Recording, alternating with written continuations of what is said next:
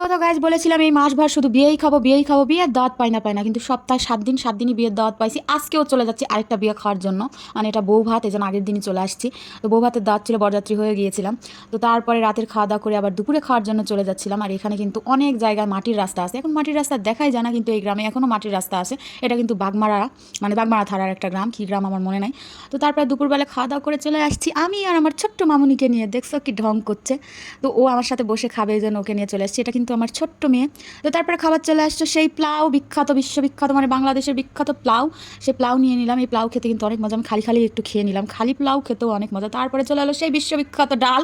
এই বিয়েবাড়ির ডালটা খেতে অনেক অনেক ভালো লাগে, আমার মেয়ে তো অনেক পছন্দ করে এই ডাল খেতে। তো ডাল দিয়ে শুরু করে দিলাম, ডালের সাথে একটু লেবু হলে অনেক ভালো হয়।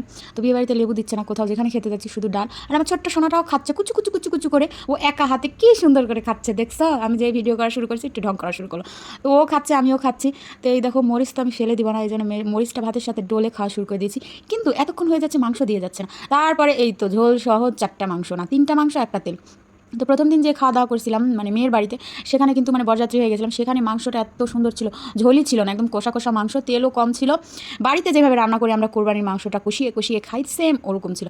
আমার এখানে শুধু মিষ্টি, দইও দেয়নি, দই খেলে আরেকটু মাংস খাওয়া যেত, কিন্তু কিচ্ছু করার নাই, শুধু মিষ্টি খেয়ে উঠে চলে গেলাম গাইজ। তারপরে এখানে আমরা ঘুরতে বের হয়েছিলাম, যে এখানে অনেক আত্মীয় স্বজন আছে। তো পেঁয়াজ রাখা দেখে একটু ভিডিও করলাম। তারপর আমাদের জাতীয় পেশা, মানে জাতীয় যেটা বাগমারার সব জায়গায় এই পেশা, মানে পানের বর করা, সে বরে ঘুরতে চলে আসছি। বরে ঢুকে আমার তো ভীষণ ভালো লাগছে, কারণ সবুজ আর সবুজ, সবুজ জিনিস দেখতে আমার ভীষণ ভালো লাগে গাইজ। আর এখানে শুধু সবুজ আর সবুজ, সবুজের সমারোহ। তো বাগমারাতে প্রায় সব এলাকায় বর আছে, আর প্রতিটা ঘরে ঘরে সবার একটা করে বর আছে। তো পানগুলাও হয়েছে মাশাল্লাহ মাশাল্লাহ। তো এখন নাকি পানির অনেক দাম কম, তো পানির যখন দাম হয় তখন কিন্তু অনেক টাকা দাম এই পানের। আর পানের বরস করা অনেক কষ্টের কাজ, এখানে প্রতিদিন এসে কাজ করতে হয় গাইজ। তো এখানে অনেক পানের বর ছিল, আমার ননদেরও ছিল, সেই বরগুলো আমি দেখছিলাম, ঘুরছিলাম বিয়ে খাওয়ার পর, মানে একটু হাঁটাহাঁটি করছিলাম, অনেক খাওয়া হয়ে গেছে গাইজ, এই জন্য একটু হাঁটাহাঁটি করছি আর পান দেখছিলাম। আর পানের গা থেকে মনে হচ্ছে তেল পড়ছে, তেল দেওয়া আছে, এরকম চকচক চকচক করছে প্রতিটা পান। এই প্রতিটা পানে প্রতিটা মানুষের পরিশ্রম লেগে আছে।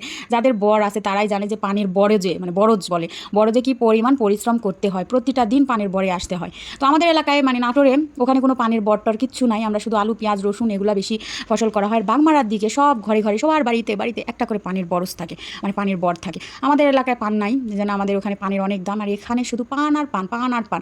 আর এগুলা পানের প্রতিটা বরে এখন পান ভাঙা হবে, যে নিচের যেগুলো পান পাতাগুলো বড় বড় হয়ে গেছে, তো সেগুলো হচ্ছে ভাঙা হবে। তো আমাদের তো পান পাতা লাগবে, আমাদের বাড়িতেও বিয়ে লেগে গেছে গাইজ, এরপর থেকে আমি শুধু বিয়ের ভিডিওই দিব। আর এটা ছিল মান কচু, যে বিখ্যাত কচু বাটা, সেটাই এই কচু দিয়ে রান্না করা হয়। তো আজকে এই কচু পাতা পর্যন্ত, আল্লাহ হাফেজ।